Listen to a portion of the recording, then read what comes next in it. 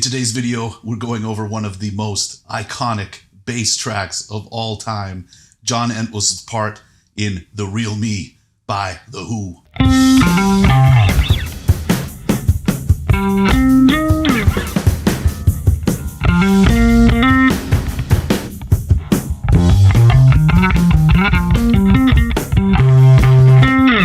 What's going on? Welcome to Beholden to the Riff, the weirdest bass channel on YouTube. Let's get right into this one. We are in E, standard tuning. So grab your axe, tune up, and let's do this. In this tutorial, I'll be breaking down each section of the song, really focusing on phrasing, and show you how to dial in that Entwistle bass sound.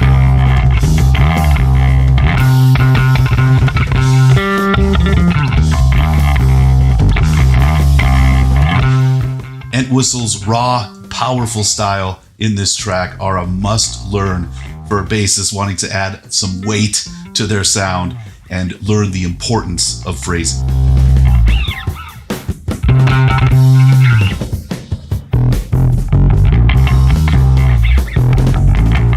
This song isn't just about holding down the rhythm, it's a masterclass in phrasing. Entwistle's part is essentially a lead bass line played with so much energy and really drives the song forward.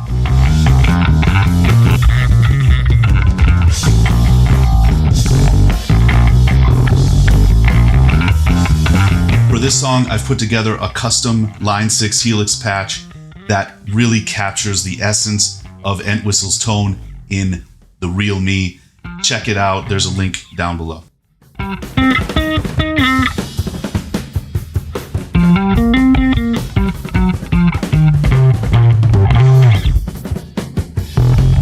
John Entwistle's tone in this song is really aggressive. It has a solid low end, very meaty mid-range, and a strong attack so that it really cuts through the mix.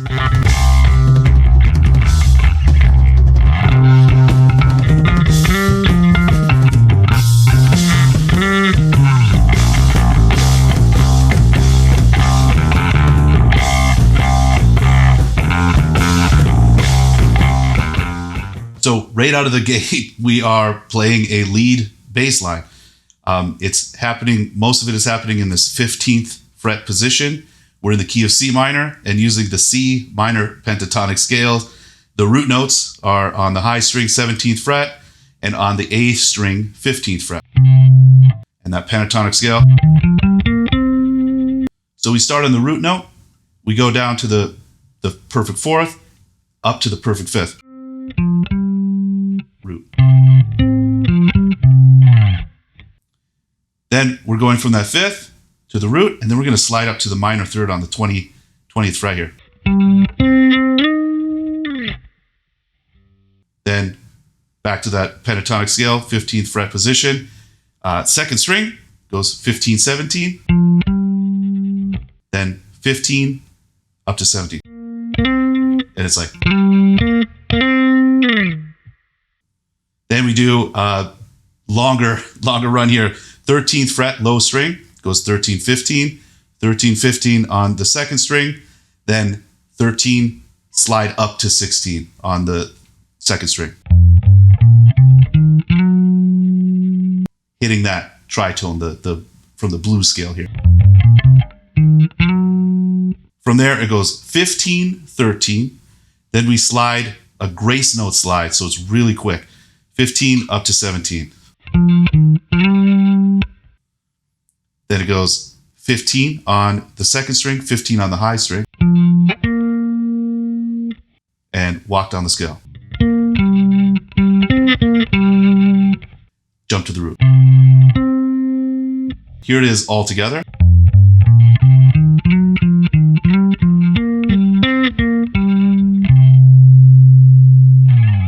Entwistle's note transitions are often lightning fast and really requires a strong picking technique.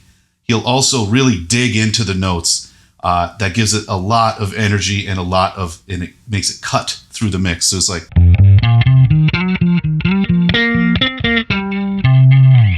And it really gets the amp to work and just brings out the characteristic of the amp.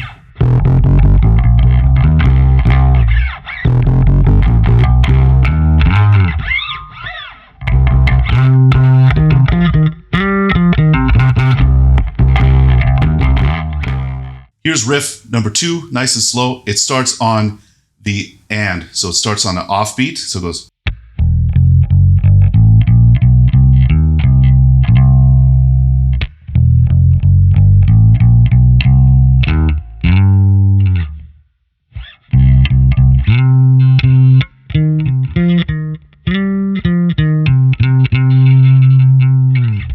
So much going on in this one. It starts with a walking bass line. It's going low string, open 1, 2, 3. Open 1, 2, 3 on the 3rd string. And then we're in that C minor pentatonic scale. Then we do that walking bass line again. This time we slide from 3 up to 5.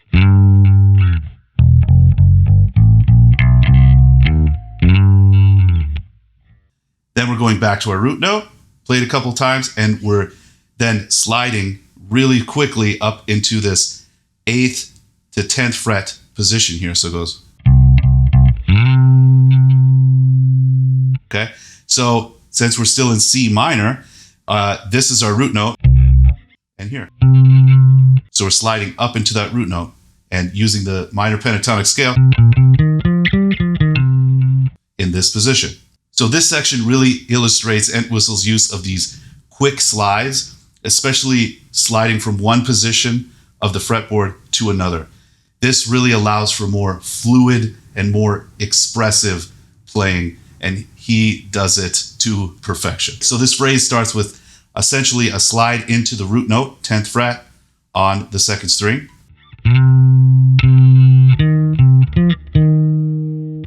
Then it's grace note slide up to the 12th fret, then walking down the scale. All together.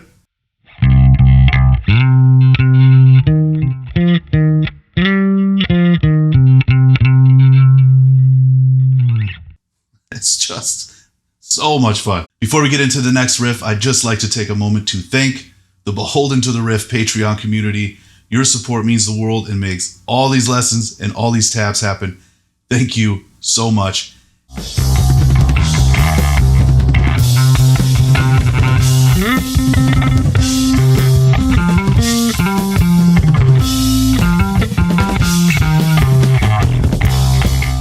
Here's the first half of riff number 3. This is during the chorus.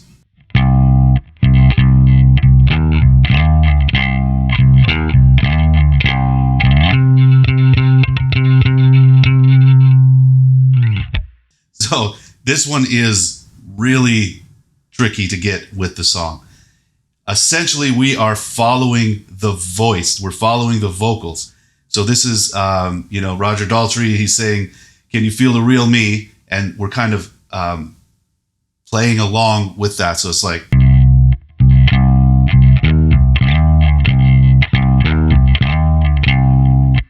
So in order to get this one right, you really need to have that vocal melody in mind while maintaining a sense of groove, further illustrating his phrasing mastery. It's just awesome.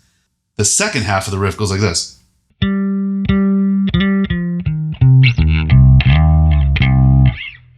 So once again, we're starting in that 3rd fret position, C minor pentatonic, and using one of those quick slides to get up to the 10th fret, this root note on the 10th fret, 2nd string. So here it is up to speed.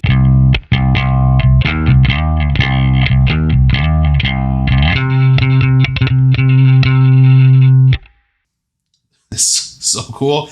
The next part of the phrase goes like this.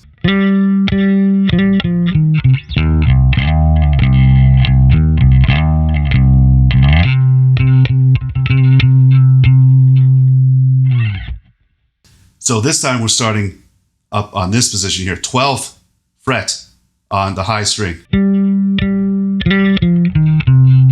And walking down that pentatonic scale. This is our root note, pentatonic scale. So we're starting on the perfect fifth, but we're still using the rest of the scale in this position, okay? So it's, and immediately jumping down to this. Okay? Then we do it again. Back up to the 10. From there, the riff ends on the 12th fret, and we kind of slide out. So it's like. The next time we play the chorus, it starts exactly the same. The second time around, so like the second section, we're going to slide up to the root note, 17th fret, high string. Then we're going to play this.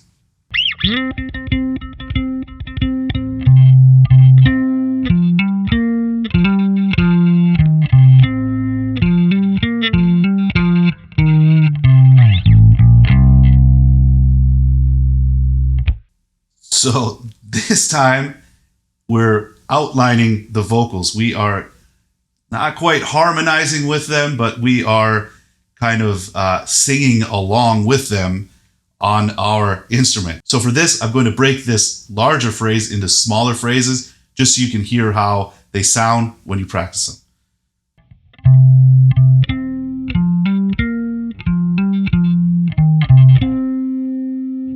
So that's the first two measures. Here's the next two measures.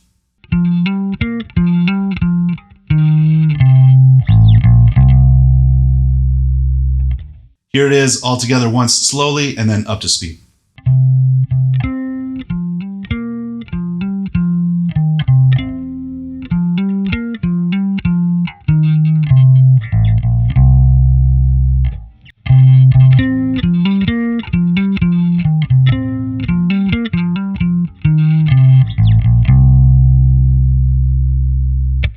So this is a great example of how Entwistle not only plays the right notes, but how he chooses to express them differently in different phrases, in each iteration of the phrase.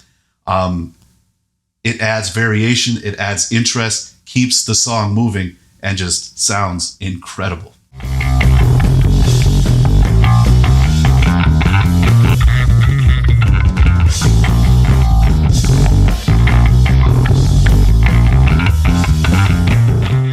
So here's the rest of that chorus section.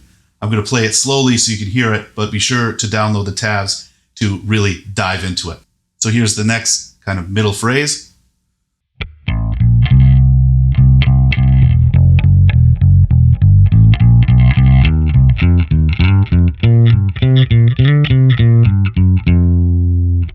Here's the next phrase, starts with those two open A strings.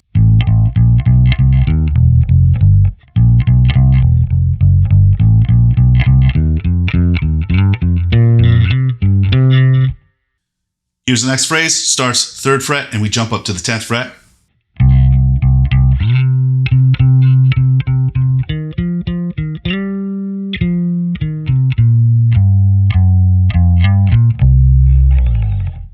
So cool, so much variation, just so much fun to play.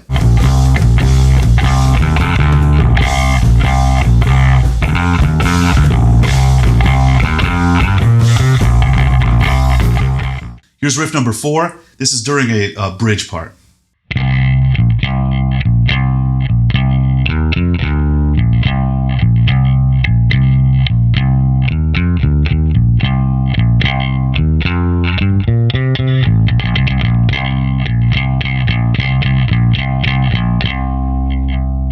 Such a cool riff to throw in the middle of everything. Very, more like a heavier riff. Thrown in the midst of all this kind of noodling. We just kind of go bare bones. So everything's in this minor pentatonic scale in this region. The meat of the riff is 3-1-3-1-3. Okay, check out the tab. Let's go on to the next section where he's.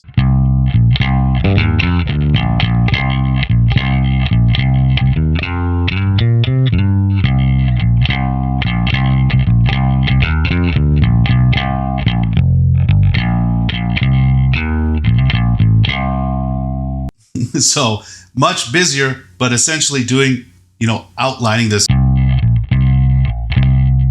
and doing runs on the pentatonic scale. There we go. Still pentatonic scale. Then we go back.